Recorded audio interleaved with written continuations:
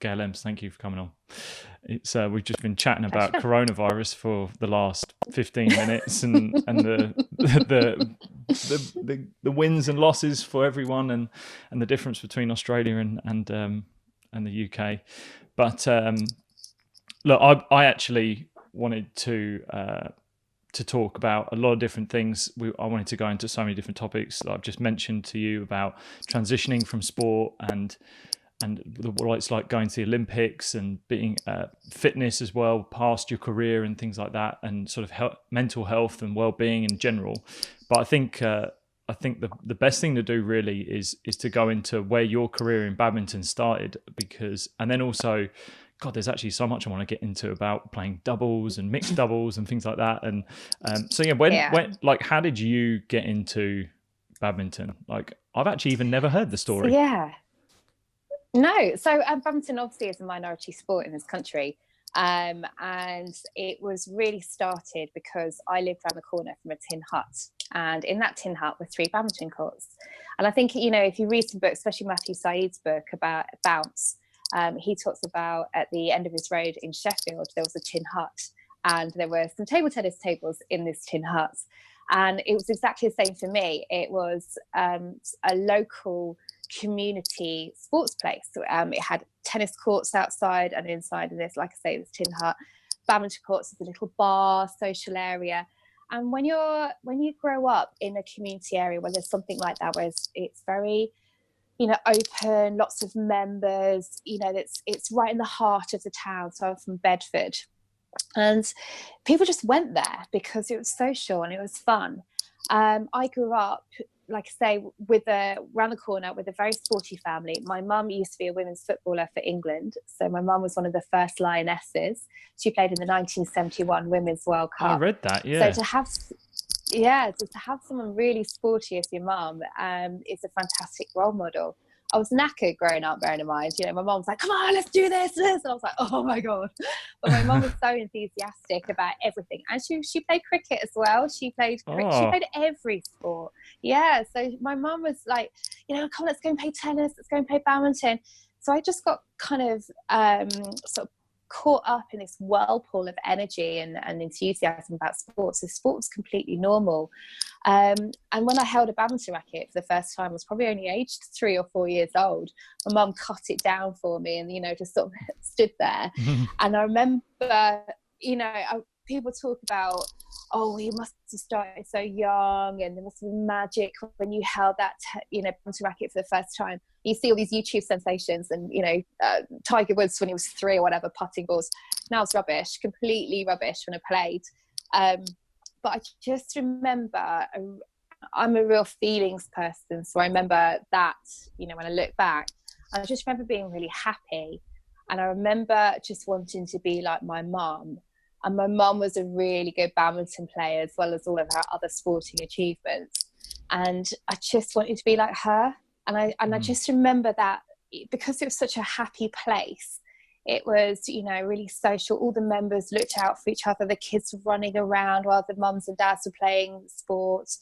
It was just that lovely childhood experience that I wanted to be there. And I think that's what we miss in this,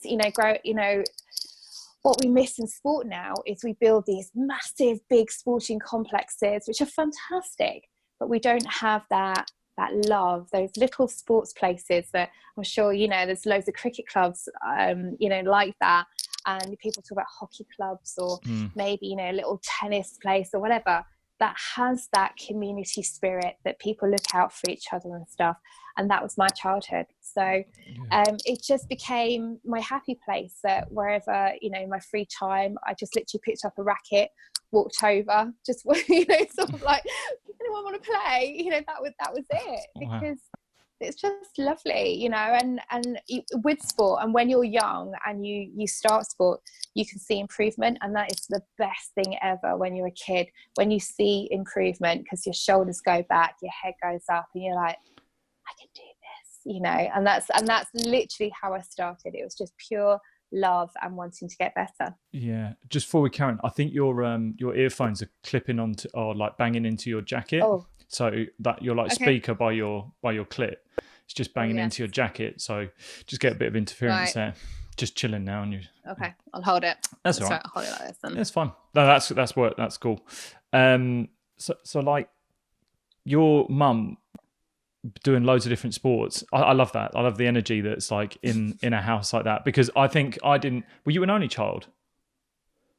No, I'm the oldest out of 3, which is quite unusual because I think if you're going to achieve in sport, you've got to be the youngest. Well, so I was the oldest. Than Bradley? No, I was older. I'm so only a year older. Only a year older. Okay. I understand what you're saying there. Yeah, I definitely have seen that in siblings, that the younger one tends to be the best. Actually, you mentioned Matt Syed in Bounce when he talks about the Polgar sisters, the chess players. The youngest was the best eventually, which is quite interesting. So I don't know, but the energy that you get from having someone in your household, like my parents didn't play sport, so they weren't actually. Well, mum will to this day talk about her marathons and things like that, but weren't active. There wasn't like a sporting club that I was around, or we weren't actively playing together. My sport came from my grandfather. Like introduction to sport came from grandfather, and like. Then the energy was between me and Brad, so there was that sibling rivalry. But was there sibling rivalry as well as the energy from mum? No, it was all me. My sister, so it was me then my sister. My sister was a very different personality to me, so my mum recognized that I was this kind of feisty, quite I want to win at everything person. So she absolutely loved taking me on at badminton, absolutely thrashing the hell out of me, like beating me 11-0. And I would be like, that was her way, because she knew that would make me want to get better. My sister is completely different personality. My sister is so lovely and so kind, and she wants to be friends with everyone. So when my mum tried to play sport with her, my sister was like, let's not do points. Let's all have a bit of fun. And my mom was like, what? Who are you? You're not my child. And so my sister was like, not really kind of got into that. Even though she loved being active, she just wasn't kind of, I'll let you guys battle it out on the badminton court, and I'm just going to go and make friends around here. So she was like that. So then there was 6 years between me and then my little brother came along, and of course a boy. And the reason why my mum didn't teach me football is because there was nowhere for me to go and play football. So women's football was still very, very My mum got loads of abuse for growing up being a footballer, and my mum didn't teach me football because one, there was nowhere for me to go, and she didn't want me to go through that abuse. Careful. Oh, sorry. Yeah, no, that's all right. We're good. Okay. There, you're away. I'm going to just keep my head really still. So animated. So she was like really. So she, so there was nowhere for me to go and play football. So she didn't teach me anything. So when my brother came along, suddenly my mum focused all her attention on my brother and teaching him football. So it was kind of like, by then it was okay, because I kind of reached a good standard at badminton. I started to do tournaments. This is probably the age of like 12. My brother was about 5 or 6. So my mum was playing football with my brother. My dad then took me around to play like junior tournaments and everything like that. My poor sister just got like dragged in the middle with both of us. So there was kind of, I've never had any sort of sibling rivalry in sport. My brother was a very, very good footballer, but he never had that. He always said that he just got really nervous, and he didn't want to go out there and play the big games, where that for me was like, I loved it. I loved playing those when it was match point all, and I thought, yes, this is it, this is brilliant. But my brother never had that. My sister was just sort of walking around making friends with everyone. So what drew you to badminton then? Really, like what do you reckon was it that? I think because I was good at all sport at school, I was a really good hockey player. So I did have to make that decision. Right. Probably about 13 or 14, they're like, right, you either have to choose, because you're good at hockey, but you need to start practicing more. You need to join a club, and you need to give up your badminton, basically. So even this is a good point as well. Sorry to interrupt, but like that's a really good, that's a crucial moment as well, isn't it? Like there's so many people in sport, or do you know what? Not even just sport, but like studying. like an exam or Yeah. something like that. They don't know which way they're going to turn. No. I think with sport sometimes it can be a little bit easier. Like there's one that you may have a bit more of a, I always say the passion is the thing that should lead. You should lead probably a bit more with your heart on that one, because when it gets tough, you're definitely going to need it. What was that? Was that the similar? Was that kind of what it was like for you? Was it that badminton was the most passionate thing in your life right then? I think it was.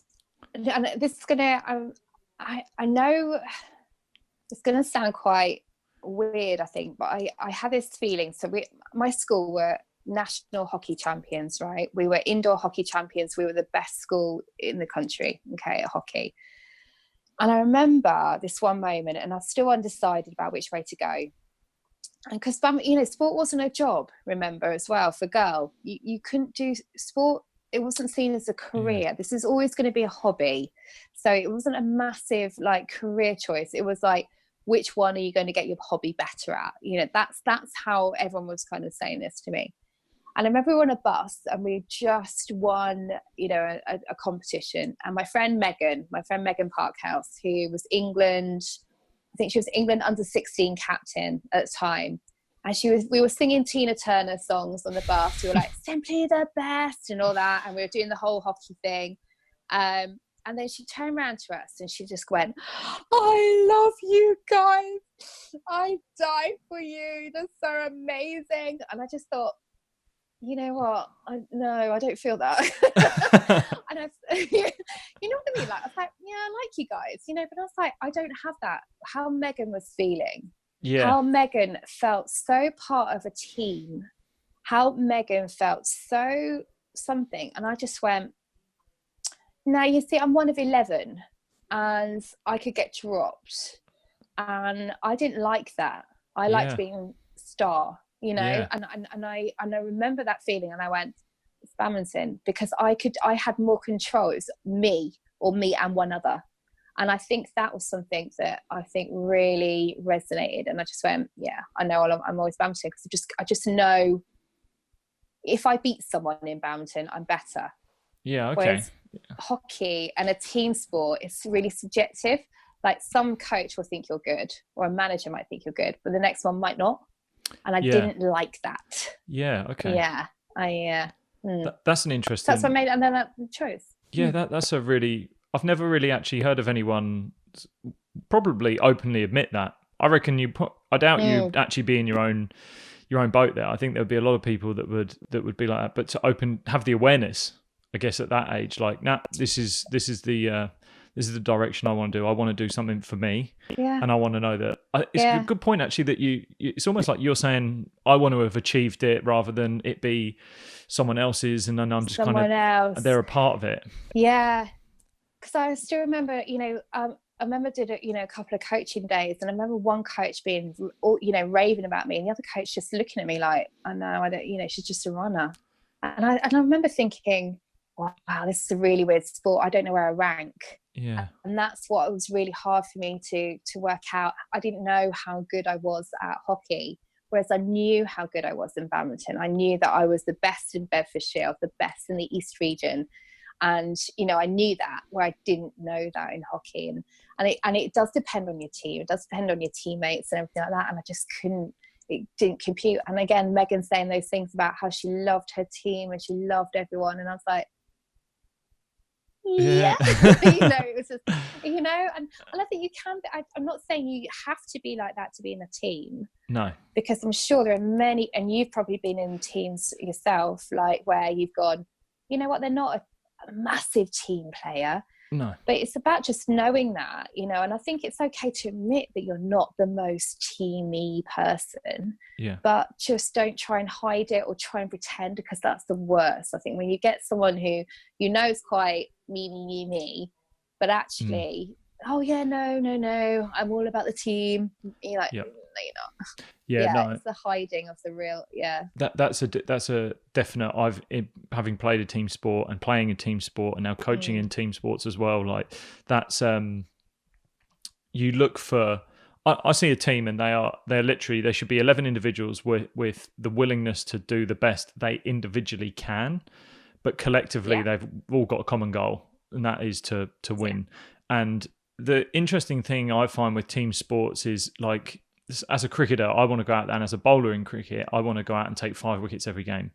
But the reality and the statistics are against me. Like, I know that that's not going to happen. Like, that I can strive for it, and I can try to do that. But there could be someone else on my team that's having their day when I'm playing. So that the ability within a team, your ego has to really take a back seat, and you have to shift gears. Yeah. And it then depends on almost how adaptable you can be as a player. Like, if your one sole goal is to be like the match winner in every game, you're going to really struggle mentally, like, because it's not going to happen. Like, you're just going to have to continuously try, and like, you're not going to be that match winner. You're going to have to do different roles. You're going to have to play the back seat every now and then. You're going to have to play Robin to Batman every now and then. And and that really is what it's an interesting dynamic to see when people are like trying, and they just don't understand it. And you're right, if they're fake about being a team player, that's not a nice place to be. I've definitely played with maybe a few people that are like that. But again, everyone has that ego in them. They want to be the person that is getting the accolades. They 100% they want to be getting the accolades, and you should. But also realizing within a team sport, the accolade changes sometimes. Like, I think a great thing in teams that I've been in is that I've been in teams that have acknowledged people that have done roles that weren't their primary role, or weren't things that suited them, or didn't go their way in a day. So, for example, I'll give you a very quick example. Would be, as a bowler, you're bowling downhill is lovely because obviously you're not running uphill, but there'll be a bowler at the other end who is running uphill, and maybe it might be into the wind or something like that. And then in a team environment, you really hope that the team acknowledges that person that was coming up the hill, who's trudged away all day, has done a great job. And that can be in any other sport. It could be a defender in like football or something like that that's done something that's not scored the goals, but has done something to really change the game and influence the game. That's an interesting dynamic I find in team sport for sure. It's not, and I think it can be, if it's not recognized, and it can fester. And I think that's part of my, sort of, and I know we've talked about this a lot about the ego, is if we allow an ego in players to grow and grow without them understanding about ego or realizing it, sometimes it can be too late, and then they can go too far, and it's really hard to break it back down while they're still playing. It's all right when they do it reflectively and they're finished, but I think I know a lot will just send them to the sports psychologist about being a team person. It's not about that. It's about the person and understanding, because I know what it's like when for many years, like it was all about me and me and Nathan in see that it's all about me not even Nathan. It's so hard. And then when you've got other players coming through and you're like, excuse me, how's that, what you doing? It's all about me. It can be really quite, and that that's in my late 20s, so I should be like working on that as a person. That would have helped me as a player as well. So it can be detrimental to the player as well as the person as well, and the team environment. So I think it's something that athletes really need to work on. It's not sports psychology, it's just personable skills, isn't it? Yeah, that's one thing I'm really going to be big on with the young lads that I'm going to be looking after this year and in the future. Is big part of that is going to be, obviously I teach mindfulness and things like meditation and stuff like that. So for them, it's going to be about looking at yourself as a strength. I love, I'm reading Jordan Peterson's book, and there was a line in it that he wrote, which I thought was really good. I don't agree with everything, but this little bit was, if you really want to know yourself, treat yourself like a stranger. And that's a great way of looking at yourself. If you look at yourself like a stranger, then you really can see not only the flaws that you have, but the good traits that you have. So I admire that person for this, that, and the other. And you're seeing yourself in the mirror, and it's a great reflective practice. And I think the earlier you can do it, and the better you can fit into an environment, for sure. That is amazing that you are talking about this being like kind of driven by your own success, but then you played doubles and you played Yeah. mixed, and like, so did you start singles? You started singles? Yeah, in badminton you do every discipline. So you start singles, ladies doubles and men's doubles, and then mixed doubles, and you do that all as a juniors, because it's not like tennis where two singles players will just join together and then they, it's really specialist. And I was a pretty good singles player, but as I'm only 5'3", and I'm not the most naturally talented badminton player, so it's not lots of badminton shots that I can't do. Don't know why. I never really had coaching, so I'm kind of a bit self-taught. So literally, I hold the racket wrong. Okay. I can't do a lot of this. There's all these shots where you do like all this with your wrist. It's called reverse slice that way. And then there's shots where you do like you cross the, really like delicate angles. For some reason, I just hit it. I just kind of do that. I can't quite do those delicate, sort of actions with my hand. I just never got taught it. I tried it, didn't really like it, so I didn't do it. I just whack it really hard. So when I was doing, and in singles, you need every single shot possible. You need to be able to play any shot from everywhere. And there was me just running around. I was going, oh my God. And I just thought, why am I running around? And when I can find someone else onto the court who can run around for me, and I'll stand there, shout yours a lot, then I will get the last shot, hit it on the floor, and I'll take all the glory. So I thought, there's something in this. So yeah, and doubles just suited my personality more. Doubles is fast, furious, power. It's just all out, bang, battle. And I love that about doubles. And then mixed doubles for me was just brilliant, because I grew up playing against boys, because there were no girls. I beat all the girls. So the next step was boys. And I grew up with so much attitude from boys going, oh, not playing against her, she's a girl.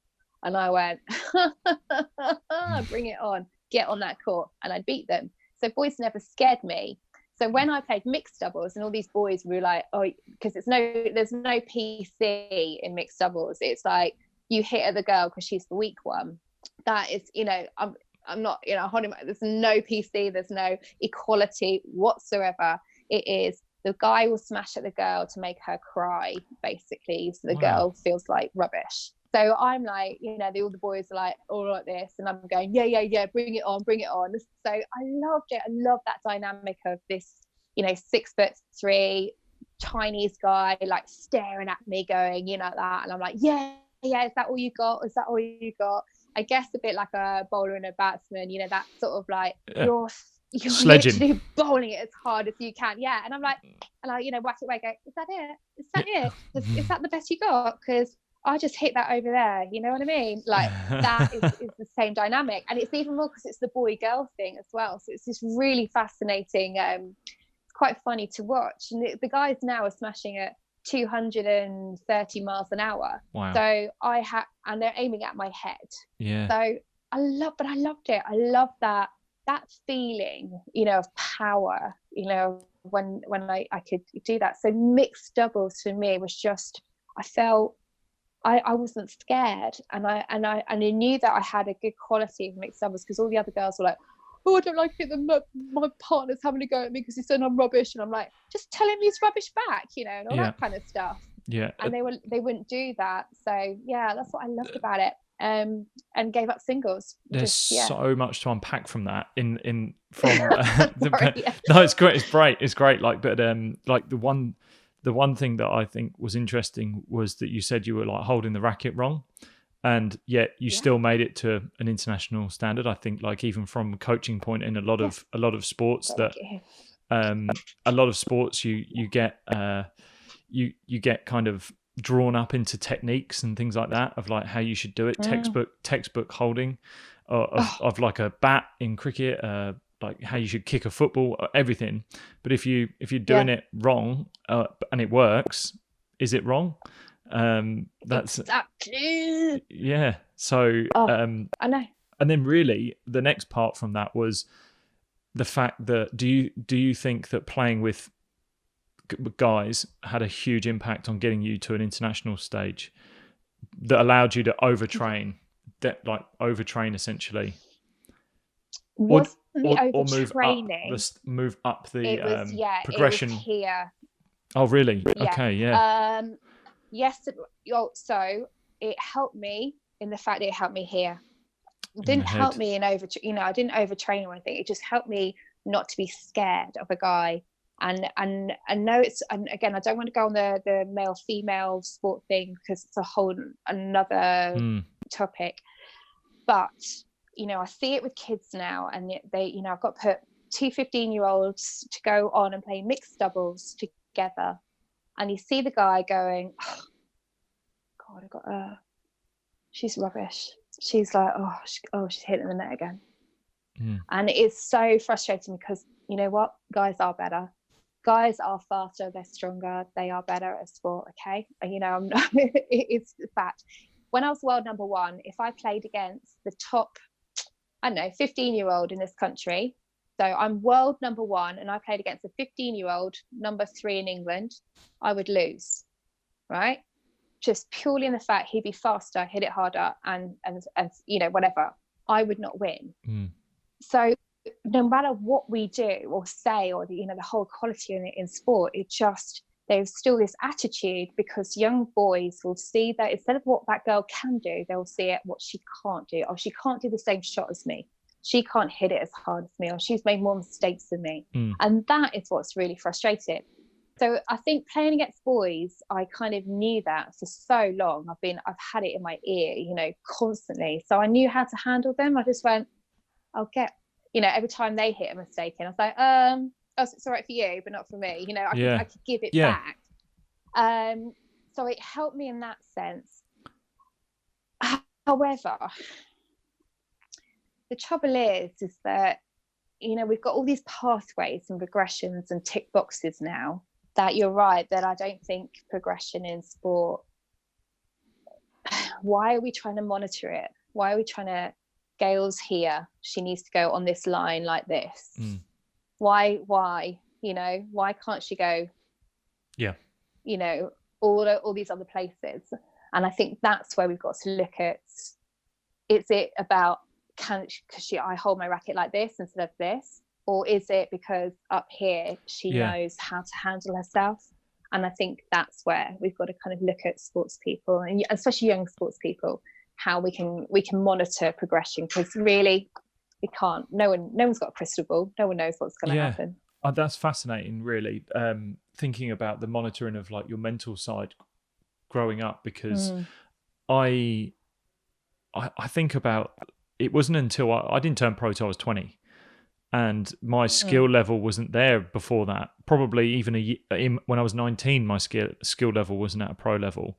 But I always felt like my mental side was, but that was something that was potentially not being monitored, or potentially not being sort of seen all the time. I think people knew I was driven, but I look at young kids now and I'm like, at 14 years old, I don't really care how you do what you do. I look at the result, go backwards. I don't care how you do what you do. Just, can you show the right attitude? I actually got asked yesterday to write a little quick questionnaire about how to make it as a professional sports person. And it was a young kids question. And I said, like, just find a way of whatever it is. You're not going to be the finished product, and you're not going to look like the where you want to be at the end, and show a good attitude. Like, that's very, very, just show you want to improve. If you're going to go, one of the questions was actually, what should I do if I'm going for a trial, like whatever a trial would be? And I said, well, go there and show that you want to get better. Just show that you want to get better, because that a coach will like that. Rather than thinking that if I don't show them the best skill, I don't show them that I can run the fastest. That comes later. But if you're willing to just know that, okay, I love the amount of self-awareness you had as a youngster. Like, that's amazing, and being aware of sort of that male-female dynamic that was going on. But you're mentally, you're at the same level. You're right there with them. You're not. It's you've admitted there and spoken about is just the physical difference. Physically, a man can hit it harder than me. and I can't hit it as hard. That's the limiting factor I have, but everything else is limitless. Exactly. And that's what, but I got chucked off the pathway. I was told I won't make it because I couldn't do the skill. Wow. And that's that, at 18, you're right. I think mentally I was in a good place to have gone on the pathway, but because physically and skill, I wasn't. A bit like yourself, you were a bit later. They told me that I wasn't good enough and I won't make it. So, then I took 3 years out, went to uni, came back, which made me even mentally stronger. I mean, if you go to uni, like no money, living off whatever you can live off, you meet different people, you get a different perspective on life. And then I came back and I reckon I was even better mentally, but still had to prove myself for another 2 years to even get people to even think about me. So it's frustrating, because this is when, as soon as money comes into it, and I don't know if it's the same for you, when money and funding come into it, suddenly, got to tick box, got to show what we've got from, and it's like, sometimes you can't put something on, you can't, this person has got to do, it's really frustrating. And this is what's a good thing about funding athletes and a bad thing about funding athletes, because we're humans. We are not a robotic software program that's, if you fund us, we will therefore get medal. It doesn't work like that. And that's that's sometimes that's the only thing that I just sort of leaves me a little bit, sort of a bitter taste, I guess, about sport.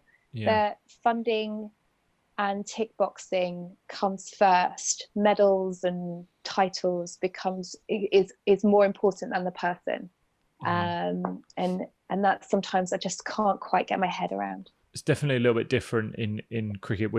I know an Olympic sport is funded differently. It's all funding based. And I've met and I know people who are on funding programs and had it cut depending on how that sport has done in the year, and it is really a brutal world to be in, because you can be doing the best you've ever done, but collectively your sport is not, and then bang, it's gone. It's out. It could be out of the Olympics. You may not have a place to go.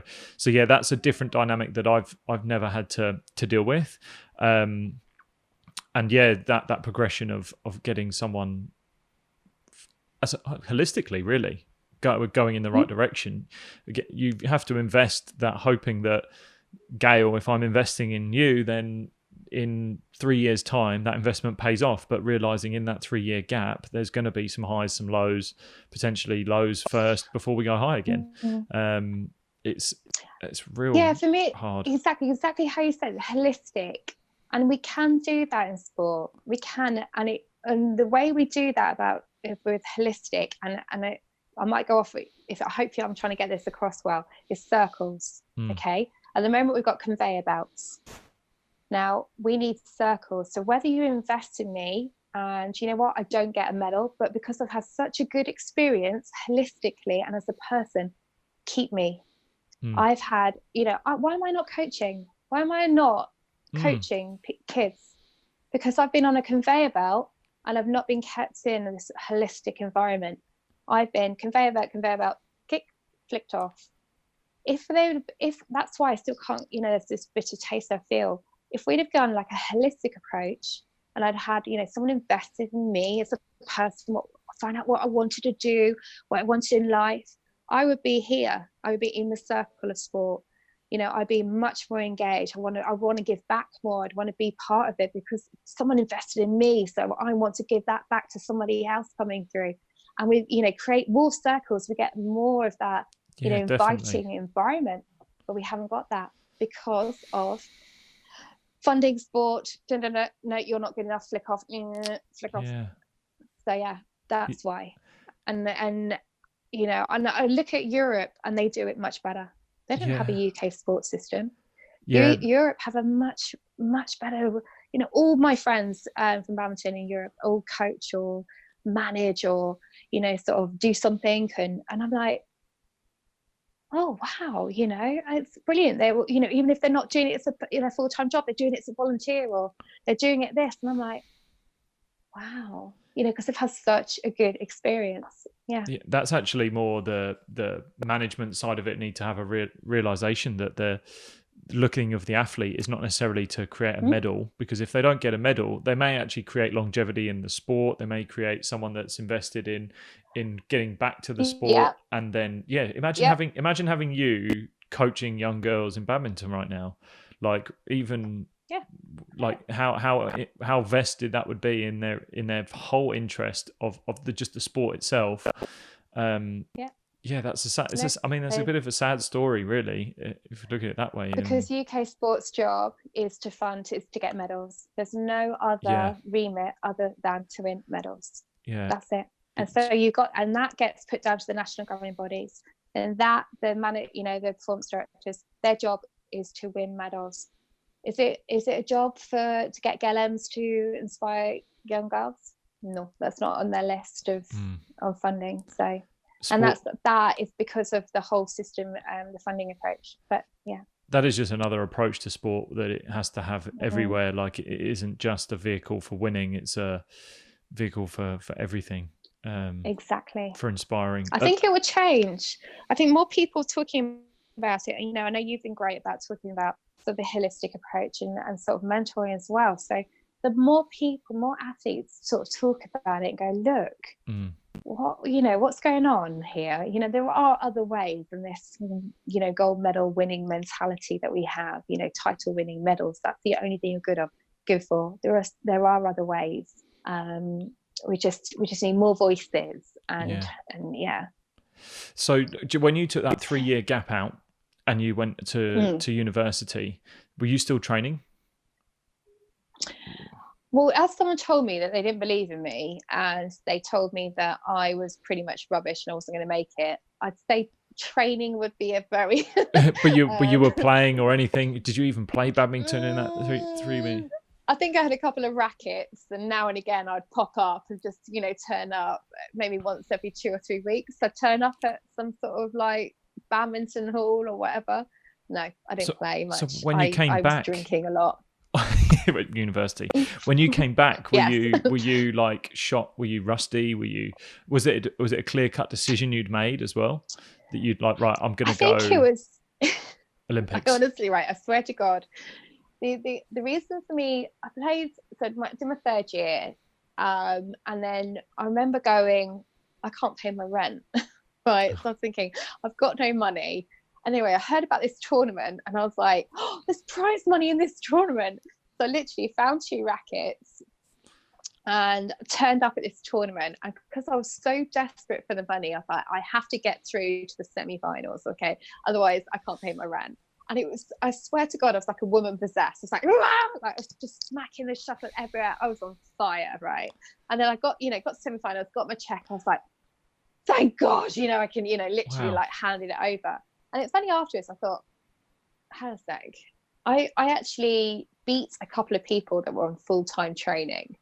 I lost to some people, some really good players. It's not like, but I did okay against them as well. And I just sat there and thought, what? I've been drunk for 3 years, and and it's like, and that sort of started the cogs, sort of. I thought, if I will have no funding. The Sydney Olympics are two years away. What, I've got no job at the moment. Why not go for it? And that's what started it all off. So then I went into full-time training, but I had to fund everything pretty much myself. Wow, so I had very, very limited. Yeah. That's a tough place to be in, especially coming out of uni as well. Probably not in employment. Home. Yes, I bar work. I'm very good behind a bar. Yeah, I was like, if you wanted a Smirnoff Ice down Bedford High Street, I was the girl to go to. I was amazing.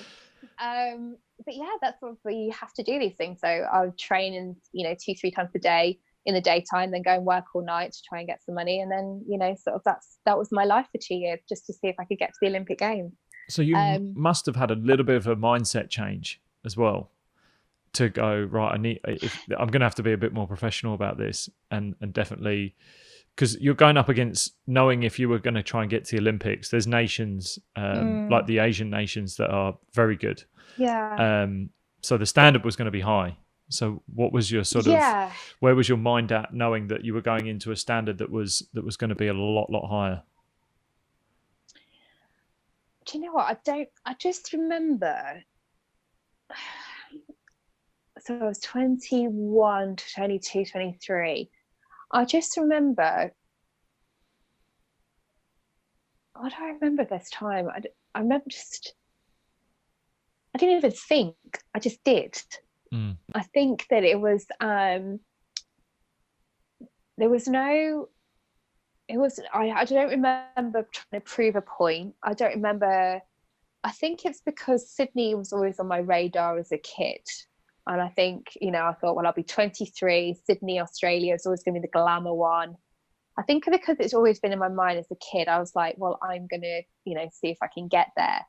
Whether I was more professional or whether I was better at training, you know, I was okay. I was just doing what I had to do. I was still young. Even though I sort of learned a lot at uni, I still hadn't put things into practice yet. I was definitely better, but I wasn't still quite the full package, as it were. And I was doing okay. And, you know, sort of, you know, you see the improvements. I was listening, I was working, and I was climbing the world rankings. And to get it to Sydney Olympics, so you've got to be in the top 16 of the world rankings.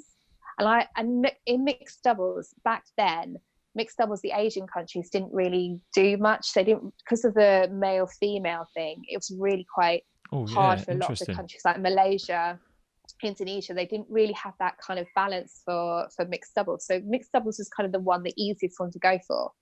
So when the cutoff came, I finished 17th. So I was one place out. So I was 23. You know, something had been in my mind since I was a kid, and I was one place out. And that's when things started clicking into place. Right. Just when you missed it. About light bulb. Yes. I hadn't, because I was just doing it, and that's why it's quite hard for me to remember that time. I was just going along with whatever, and I hadn't really stopped and really made that massive investment.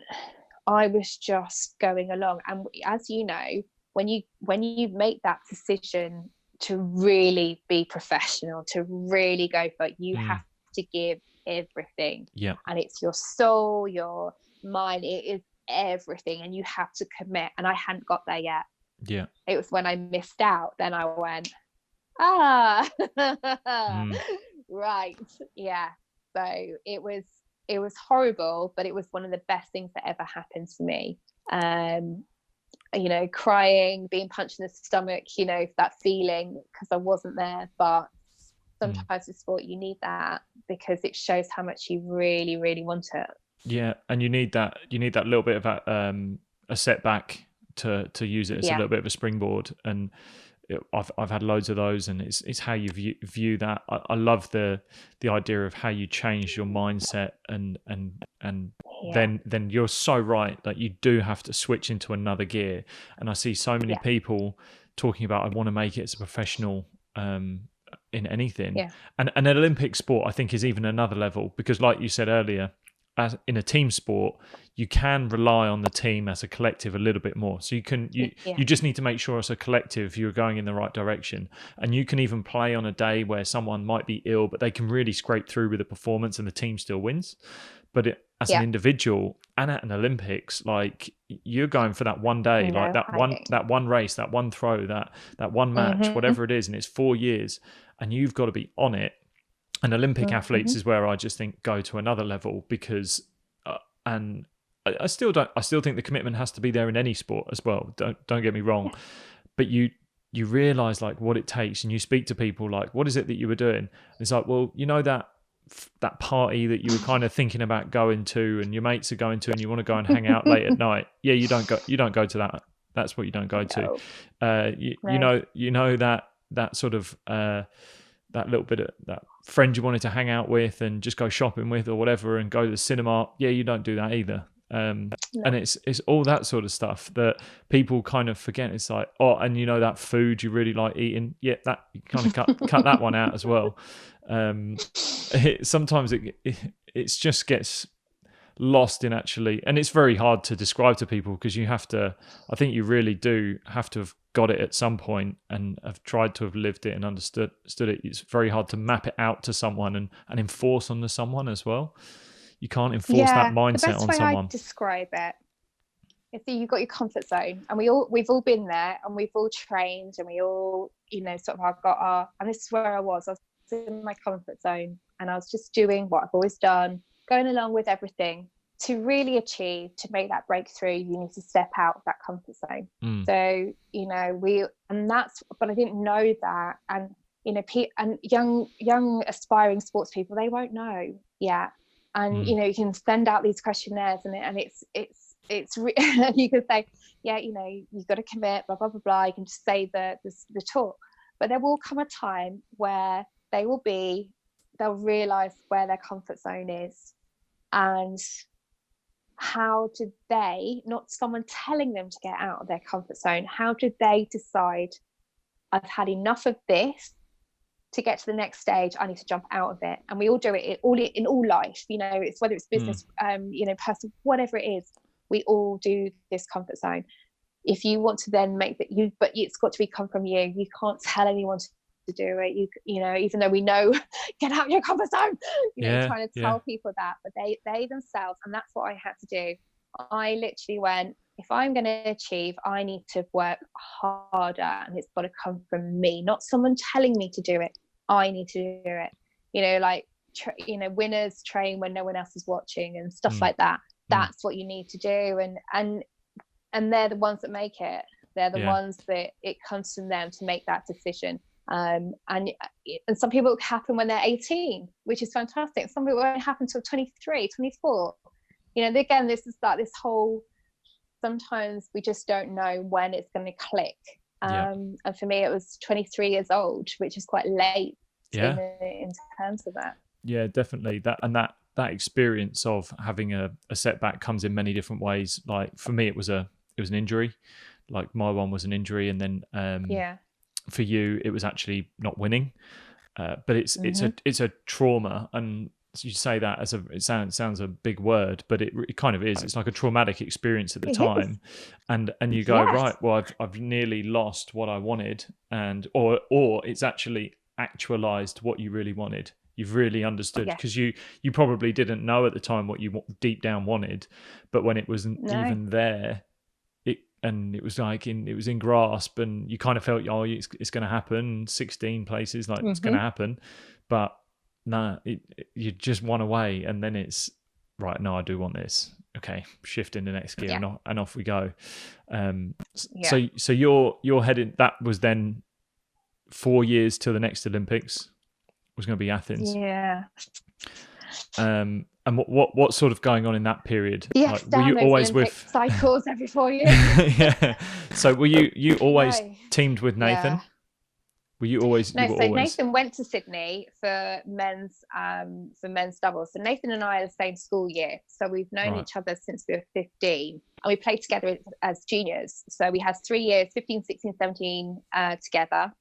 Then I got told I was not going to be funded. He got told he was the golden child and he was going to get funded. So he went off and became a full-time bouncer, as I went off and did my uni and whatever. When he came back from Sydney, you know, and I had made that realization, and suddenly when everyone came back from their holidays and rest periods, I'd been training really hard. And when he came back, suddenly everyone's like, what's Gail doing? Gail's like, I'd lost loads of weight. I had like muscles. I was ripped. I was, you know, because I'd just been like this animal possessed. Suddenly people started like noticing, and they were like, she means business. And it was after about a year, so I think it's 2001, you know, and I'm sure there's people, you know, you have connections with in sport. And I talk about Nathan a lot in business talks and everything and talks.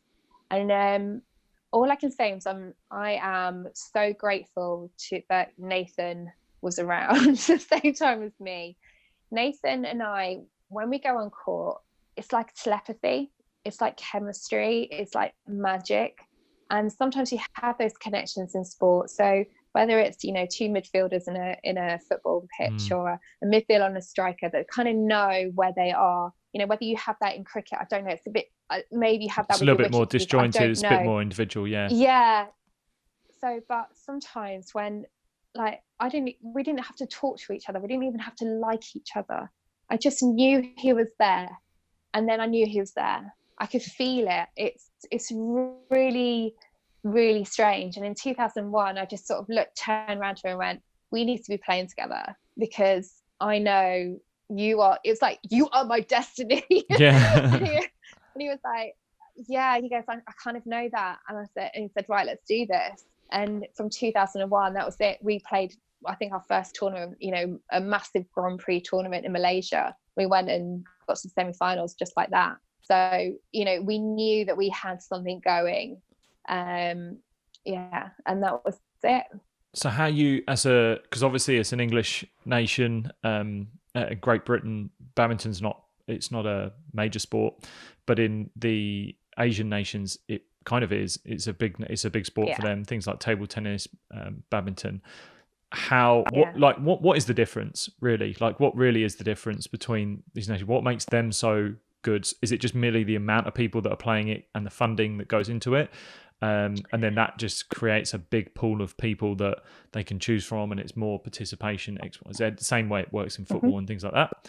Or is it like they're doing something? And because I know Matt Syed, even in his book, again, he spoke about how he met a Chinese player that changed or Chinese coach that completely changed how he played, and that was something. So did you even get access to people like that? Yes, so you're right. So the first thing you said about being popular, the more stars, if more people see it on TV, or there's more opportunities to play, then more people will play, and so on. You get these, you know, more opportunities. So 100 million people in China play badminton. So wow. When you hear that, you're going to get some good players out of it. The system, you know, if you succeed in sport in Asia, you get, you know, a bit like the footballers, they get paid loads of money. So again, you're going to get more kids wanting to be like their you know, sort of role models and stars.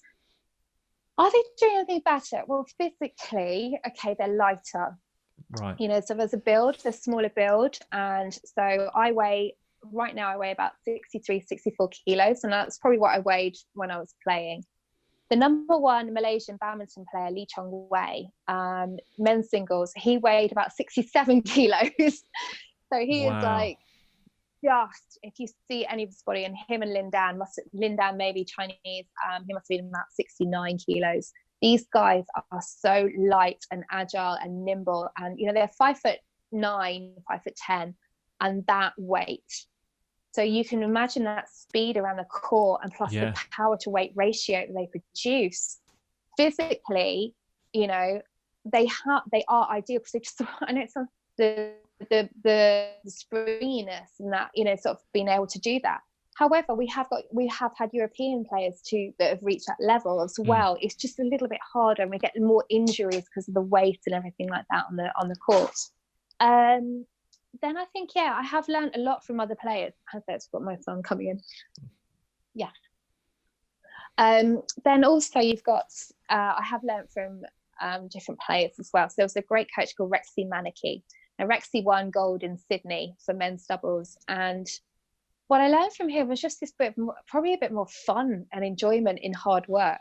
I know that sounds really stupid to say, but in this country, it felt very like, right, you know, quite military, right, get down, we're going to do a hard circuit. But he had this ability to make hard work fun.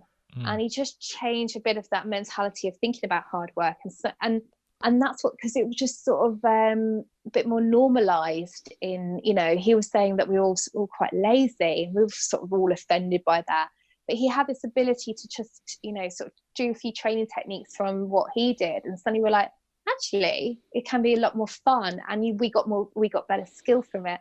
So yeah, you do learn a lot from different nationality coaches as well.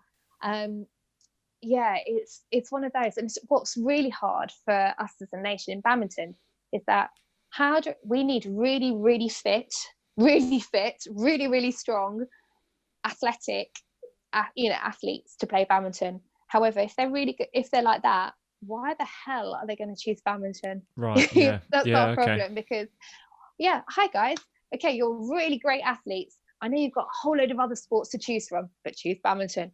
What you'll do is play against 100 million Chinese players and pretty much the whole of Asia. Yeah, Fancy that's a good point. it? Wow. It's really hard to keep kids into badminton, because football want them, cricket want them, rugby, hockey, because they're going to be really talented at other sports. And you know what? I don't blame them, because it is a ridiculously, I've been out in Asia, and like I played the China Open, and the first round you play against China, second round China, third round China, and these are people you've never even heard of, and they're still bloody awesome. Yeah. And then you're just like, oh my god, so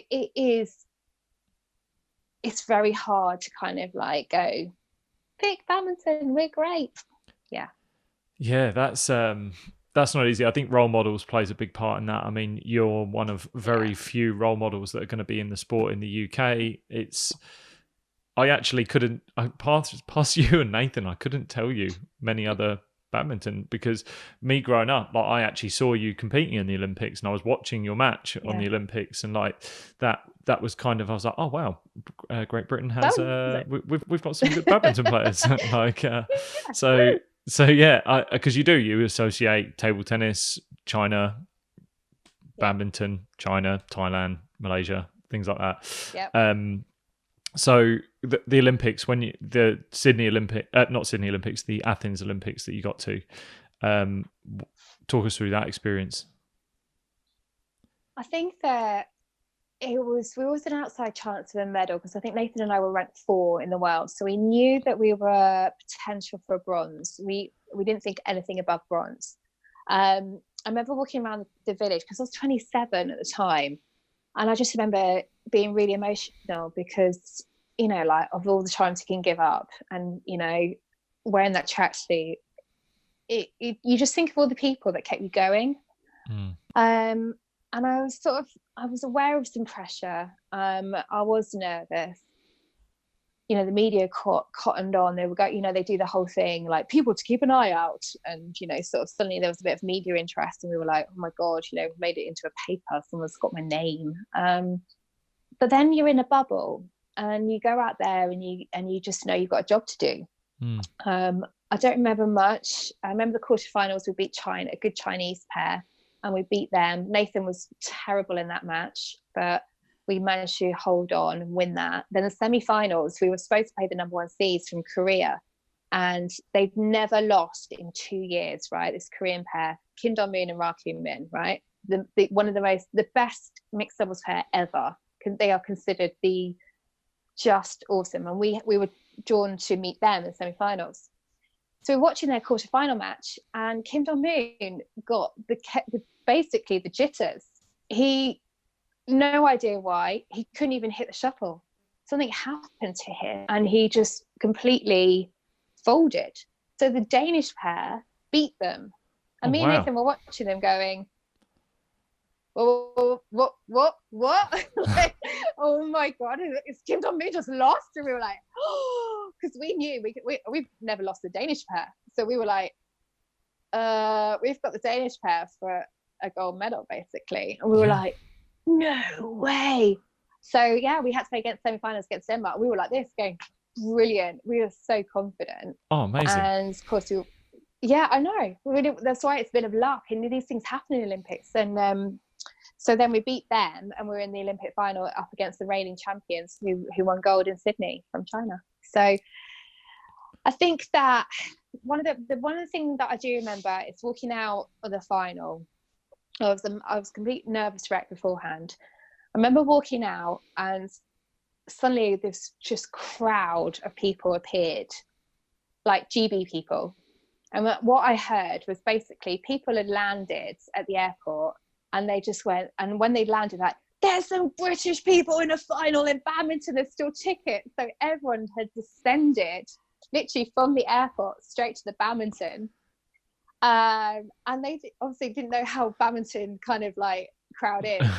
They turned into a cricket, basically turned into a cricket Barmy Army. They were singing Barmy Army, right? There was beach balls going about. There's a lilo. I remember this lilo being thrown. I was like, I'm walking out going, I think they're in the wrong place. You know, I think they've got the tickets in the wrong place. But the atmosphere, the noises are just brilliant. And I was like, wow, this is absolutely awesome. So yeah, it was a bit of an experience. And we got absolutely thrashed in the first game. And you can see people going, oh dear. You know, it's a bit awkward. It just turns out and they got absolutely thrashed. Then I remember thinking, this can't get any worse. I'm going to close my eyes, swing my racket and hope for the best that I'm going to connect with this guy's smash. It worked. Don't tell anyone, basically. But that was the key to my Olympic comeback.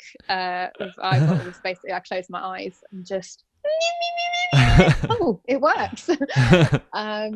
We won the second set, and then we were leading in the third. Got everyone's hopes up, and in true British plucky style, we lost the lead, and the Chinese went and won. So, yeah, silver. Yeah. But there would have been, like you said, there would have been a little bit more notoriety on that match, because the 2004 Olympics wasn't necessarily like there wasn't loads of gold medals compared to Beijing, obviously. So when the fact that there was an Olympic gold medal on the cards, cameras would have definitely been on. There was more reporting. I mean, like I said, I was watching, so I mean, it was something that drew the nation's attention. And I do remember sort of like the scenes when you had won the semi-final and like your celebration. I still actually have it in my mind of when you'd won it, and then you're going into that final with a little bit more pressure, but you didn't feel it until you were in the stadium then. No, not at all. I think because you know you're guaranteed a medal, I think there was that pressure kind of goes off. Yeah. But also I didn't really know how to feel. It's my first ever major final, and I didn't know how to feel. I just remember being so nervous. What really annoys me is the fact that if I'd have played that final 3 months later, we would have won. And I know it was me, and it was my lack of. I was the only one out of the four that had never been in a final, a major championships final. Like Nathan had been in World Championships final. The Chinese had obviously won the Olympics, and I know it was my inexperience, and I just didn't quite feel confident enough. I almost felt like I was the lucky one to be on that court. Like Nathan deserved to be there, the Chinese pair deserved to be there, but little me, I didn't quite feel that I should have been on that court. And that's one of the biggest. But then you learn, you know, and I remember coming off that court and I remember going, I will never, ever feel like that again, because I know that cost us the gold medal. Wow. So it wasn't the lack of the skill or whatever.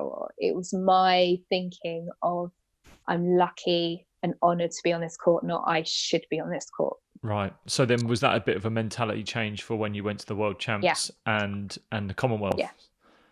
Because you'd already won the Commonwealth Games leading into that, but obviously you don't get the variety of nations in the Commonwealth, but the World's a bit different. Yes. So was that really? It's harder to win a World Championships and Olympics. Really? Yeah. Explain. Literally, it was my change, my turning point. So 27 years old, Olympic silver. So I actually like I love my Olympic silver medal more than any other medal, because I wouldn't have got those medals without that silver, because it changed me. It changed me to, I will never ever feel like the weak one on that court, or the worst player. That's how I felt in that final. And it just was like, never. I know that cost me. So every single match from then on, I was like, I deserve to be here. I am equal with everyone, and I will, and show that. And it did. It changed me. We won everything from that moment, because I don't know. I just refused to. It is that extra 1%, 2%, whatever it was. It was. And wasn't more skillful. I wasn't fitter or strong. Probably, maybe I was, maybe I wasn't. I don't know. It was just here. I just refused. It sounds like totally. It was a definite belief and an amazing experience. Me. Yeah, I felt so annoyed that I allowed myself to feel like that, or even though it was true, fact. the fact was it was true, but I let the fact of it determine the outcome or determine my feelings. And that I didn't like. And I think as a sports person, you need to know how to turn. Yes, you might be the underdog. Yes, you might be on paper the weak person, but that's paper. How do you not allow that fact to determine the outcome? And that's what I, refuse to ever let in my mind again. Yeah. So 1 second. Yes. So you go then. So you then go to the Beijing Olympics. I'm massively assuming that this was a year that China did not want to mess up or not have a gold in their pocket. So what was that like going in? And I mean, we can even talk about the experience of Beijing as a whole from just being there, because that was a really big year for British Olympics as well. So what was that kind of experience first off from your point of view and your own side of it, and being in badminton, and then as a whole? So Beijing, I think, obviously badminton, we've been to Beijing for so many years, like we were quite used to it. We were kind of helping the other nations tell them about Beijing and about China and how their mentality is, what the culture's like, because a lot of sports have never really been there before. So it's quite nice to be teachers on that. In the badminton sense, that I knew that this was going to be my last Olympics. I knew London had been announced, but I knew that mentally I'd had enough. So for me, I was like, right, Beijing, it's gold or nothing. I'm out of this sport. So I had a kind of, sort of it was a bit, felt like the last, her last hurrah or whatever. But I also knew how difficult it's going to be, because you're right, Beijing, home of badminton. The poster pair of the Beijing Olympics were the pair that, that beat us in Athens, that girl, Gao Ling. She got a new partner. He was this guy who was smashing over 240 miles an hour. They were all plastered everywhere. The sellout was badminton. Forget the 100-meter finals. It was all about the badminton. So we were very aware that, all this attention was going to be on us. And then the first round we had, so they drew it out like with lots, like, the ball was in the bag. And the first round was us versus the girl who beat us in the final with her new partner. So the poster pair versus us, first round, Beijing Olympics. And I was like, oh my God, you're kidding me. So, in theory, this should have been the final. And it was the first round. So I think I was like, part of me was gutted, because, I was like, okay, this is what's going to happen. Then you have to obviously change that mindset. So, right, I know this is going to be my last one. My family have come out to China, and when you see your mum walking around Beijing, it's really, really weird. Like, my mum's not a traveller. She's like, woo, all right, Gail, it's a bit different from Bedford, isn't it? You're like, yes, mum, just like, oh, I tried to order some chicken. You're like, oh God, just stick to McDonald's, mum. Just don't have anything else. I remember walking out to this match, and it was the crowd just going mental for the Chinese pair, and just 4 people cheering for me and Nathan. And we won the first game, lost the second, and we were losing by quite a lot in the third. And I just remember thinking, I'm not ready to stop yet. I'm not there. My mum's come all the way from Bedford, and it was like we got it back level, and we won the last 2 points. We beat them. And I remember just going crazy, going, oh my God, we're just beating the gold medal favourites. My mum was like, woo, going crazy, and then realised that 10,000 people were just staring at us. And, we had beaten their poster pair, and, that was not part of the plan. And we had to get security to kind of usher us out because of the booing. And it was this, you have just been, this was not in the script. The Chinese script said that they were going to go and win the gold, and you've just beaten them. So we were just like, oh my God, we're just awesome. It was just brilliant. We were on such a high. So we were through to the quarterfinals, and we're up against Korea, and we were obviously playing brilliant. We went out there, played amazing, really, really good game. The Koreans played a little bit better, and we ended up losing. So the Koreans actually went on to win the gold medal. Wow. And our official placing is 5th. And it was one of those really awkward, horrible things, because people kind of look at you and go, you beat the gold medal favourites, but now you've lost. And you're like, yeah. But you won silver, and now you haven't won silver. You've not won a medal. And you feel completely like useless. You feel useless. And then when you go, what you rightly said, Beijing, GB started winning loads of medals. And you do walk back into the village and you feel like, oh, sorry guys, lost. And it was horrible. It's just this weird, horrible feeling. And I think it's taken me a lot to kind of, sort of come to terms with. But I do, my mum I always joke, and my mum said, she gave me this hug. She was like, did you try your best? Like as mums do. And I thought, of course it, Mum, it's a stupid question. And I do. And I retired after that because I know that I couldn't have done any more. Mentally, wow. Physically, everything about me. 5th place was my gold medal. And looking around, there was a different vibe with the athletes as well. Everyone's winning medals, and I knew my place was done. It was like, that kind of the old person passing the baton on to the younger ones. There was Tom Daley at 14 years old, and there was, Rebecca Adlington, 18 years old, winning medals. And you're just like, yeah, it's not me anymore. This is my next stage of my life. So yeah, it felt right to just suddenly go, that's it. I'm done now. Wow. So did you get to kind of enjoy the rest of the Olympics whilst you were there? Or were you kind of, whilst you were making that last Olympics? Yeah. Were you kind of making that decision whilst that was going on, or did you get to enjoy any of it? I did a bit, and then it was a different. Yeah. It's great when you got a medal and you're sort of, woo, just get me a free drink, and then suddenly I felt after a few days I was ready to go home and didn't want to be part of the closing ceremony.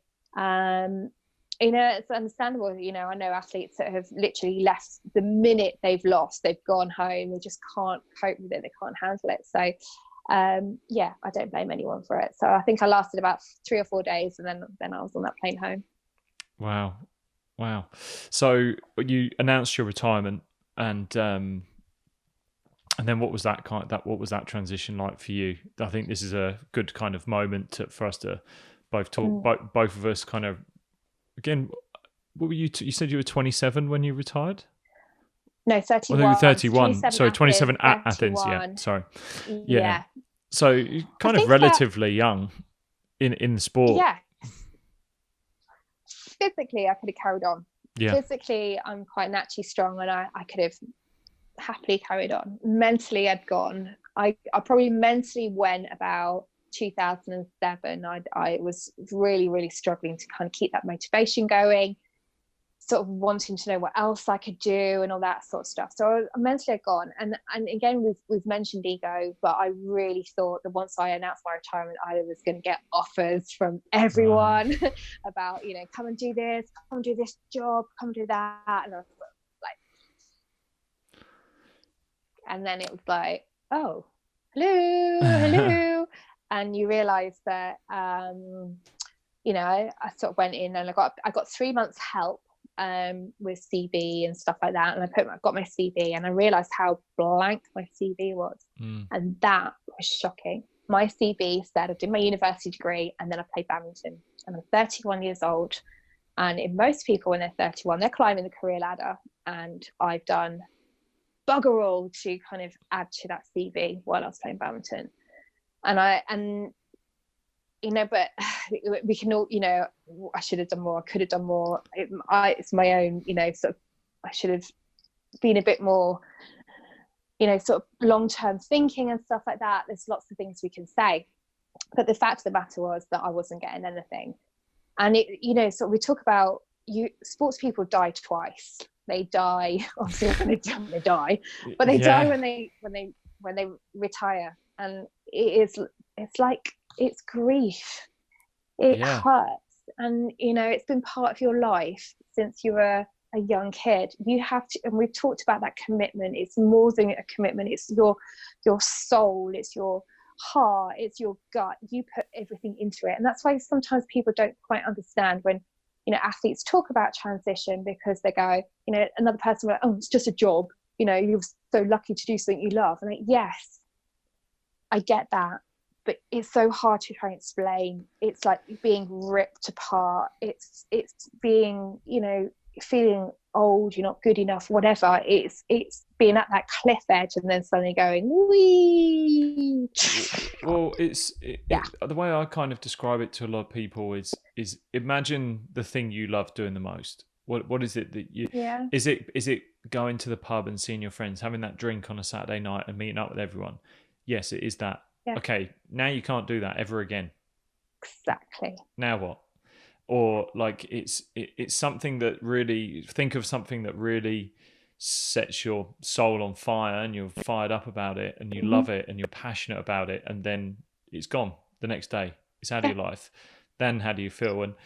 And you're so right, you do die twice. And also I'm so aware of some of the stuff that you do as well with athlete transition and speaking to athletes and helping them as well. And there's no manual. There's no manual for everyone. No. Because everyone's sport means a certain amount to that person. And like you could even find 2 badminton players, you could find 2 cricketers, 2 footballers, 2 rugby players, and retire them at the same age at the same time. And it will be completely different for both of them, because there's 2 lives there that have had different experiences, that it's valued differently.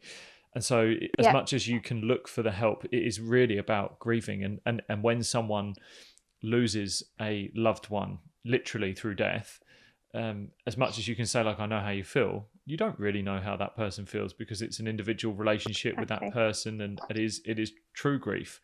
So yeah, I think that's genuinely a thing of awareness that professional athletes need to have, is that be aware that there's a grieving process. And I think that's where some of the stuff that I like doing with more professional athletes is making sure that there are things in place that allow them to not look at their sport as the be all and end all. It's not just their identity. Like try and find your identity before you finish. Really know what your identity is. Really be able to verbalize what you are, who you are, before you finish. Exactly. So that when it does come, it's not as tough a transition, because my search for my identity took me a while, and I think I'm pretty close, and I still would say I'm not there. But realizing that grieving process is now coming nearer and nearer to an end, and it's been 3-4 years for me. But some people were like, oh, it's going to take you 2 years, but no, it's been nearly 4 for me. No, it's still a bit of a struggle. It's such a weird world to be in. It is. Yeah, it is. But that's why I think sports people can talk to each other amazingly. I think you can meet any sports person from any sport, and they know that you know, and you know that they know. And I think that's something very powerful, and we don't do enough. It's not about whether we should be all trained in counselling, therapy or psychology. It's just, hey, how you doing? This is happening and whatever. Don't do it enough.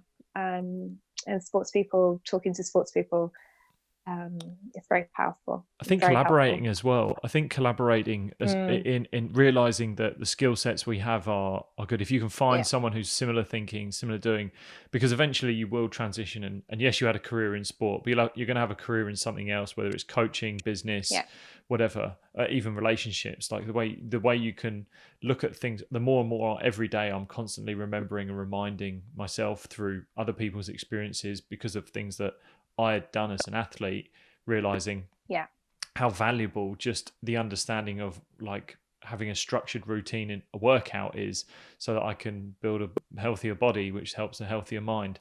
That's a great valuable asset. And then you go into like team building, drive, enthusiasm, passion, like hard work, and all these elements, the tools that we have that are really valuable to transfer over. Definitely. And if you can collaborate with someone, I think that would be a big part for me was the lack of security that I had coming out of the sport. Yes. You have no certainty of where you're going to be, what you're going to do, who you want to, what sort of career you want. So I think if there's a way in which we can find athletes to to create that security, or if businesses can be more inviting to opening the doors for athletes and realizing their skills, it's valuable. I guess what was kind of the biggest learner that you had when you transitioned out, and is there a way in which you view it specifically for transitioning that might make it a little bit easier, whether there's things that you feel that athletes should definitely be doing to make it that little bit easier? So the first thing that I learned, so a lot of athletes get, you know, asked to go into schools and go into businesses and say, you know, like talk about sport and all the lessons learned for sport, how we can put it into business.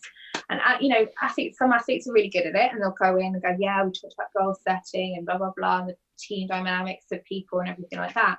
And one of the first kind of things that I was doing was going into schools, and a couple of businesses asked me to do a couple of talks.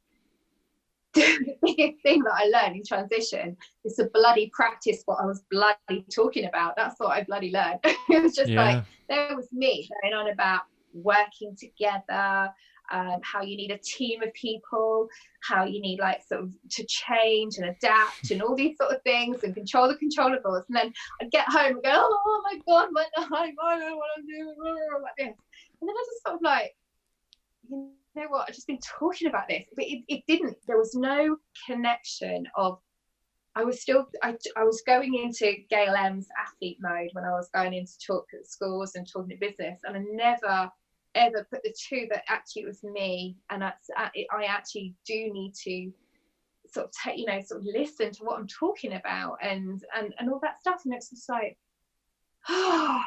you know, I just, maybe it's stubbornness, maybe it's like, I'm gonna fight through this, I can do it myself. I don't know what it was. It was just, you know, there was no connection. But then again, it was, you know, I never had that help to help me put the two together.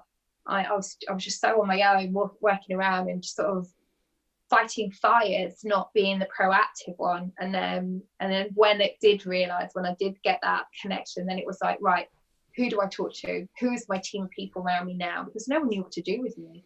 I was a mess. Athletes now, I think, again, I've talked about that holistic approach, you know, sort of doing a lot more of this self-awareness, identity stuff, right as, you know, as soon as you can. Don't leave it to after you've retired. You know, work on who you are way before you've, you know, so who are you other than the footballer? Who are you other than the rugby player? Who are you? You know, sort of say your name and this is what you're about. Understand your characteristics, your behaviors, your loves, your motivations, all that stuff. Then, you know, whether you want to study or not, or whether you want to work in a business one day a week, that's your personal choice.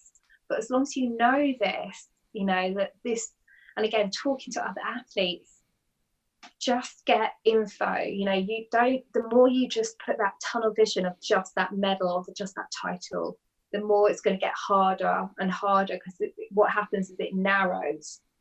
What you want to do is just keep these lovely blinkers open to everything, because you never know what's going to happen. You could get this horrible injury the next, you know, tomorrow, or you could get, you know, all the funding cut or whatever. We just don't know what's going to happen. So keep those blinkers open as much as possible. Yeah, I think with the world we live in as well, of social media and the access that you can get, whether it's like something like LinkedIn, I think LinkedIn is a really undervalued commodity for athletes.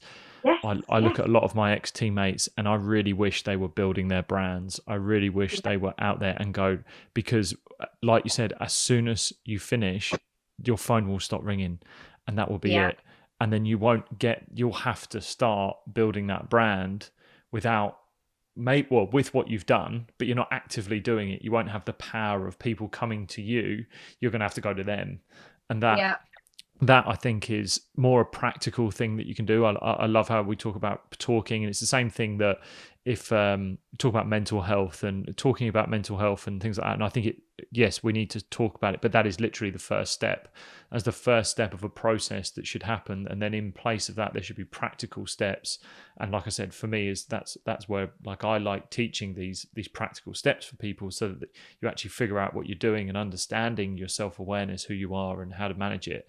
But then there is this commercial side of sport that you can leverage, especially as a professional, and that is 100% building your brand. Like, I wish things like Instagram, like LinkedIn and all that were like really fired up and weren't growing when I was jumping in. Like they were growing and they were very embryonic in that time, but now they're not. And now there are times when you can just bang, you can set yourself up, you can set up a business before you've even finished. And that's a great way to leverage. So I think that's more of a practical thing that people can definitely do coming out of their sport for transitioning, for sure. Yeah, I think just talk to anyone and everyone, literally go through every single business card that you've got, or even, you know, sort of talk to the marketing person at your, you know, sort of your club or your, you know, anyone. Don't be afraid to make those calls and just say, look, you know, I just want to meet up and chat with people, because I just don't know which path to take. And you never know, by chatting to this person, chat to 20, 30 different people, because you never know, everyone will be there going, well, you know what, you can put you in touch with this person, put you in touch with this person. And you know what, the world, it's a great network, but you've got to, it's being proactive with it. Yeah. That's a good point. If you're a part of a club as well, like sporting club, get to know everyone, get to know everyone in finance, get to know everyone in the admin staff. Don't go learn who they are, because I'm so thankful for, and it was when I was here in Adelaide, and it was one of the lessons I learned from Harvey, who I was living with. He's like my surrogate father out here, and he taught me. He was an ex-professional cricketer. He's a very wise man. He's like a mentor for me. And he said to me, he told me a story about an old professional cricketer, and when he played for Australia, and he went from playing state cricket, then played for Australia. And there was a guy that had brought him up as a young player. And then when he was playing for Australia and he was coming out the nets and from training, that guy brought him up, came up to say hello to him, and he just walked past him. And Harvey went and grabbed him and just said to him, you meet the same people on the way down as you do on the way up. Yeah. And like, that just resonated with me so early on in my career. And I was like, I will treat everyone the same. And that's the one thing that I think you should definitely do. Don't put yourself on a pedestal. There is everyone in that in a club is looking out for you. That the end goal is there to look out for you, and if you look out for them, there will be someone in their network that could potentially help you out. And you're amazing at that. Like, you're probably one of the best sports people I know at networking. And I'm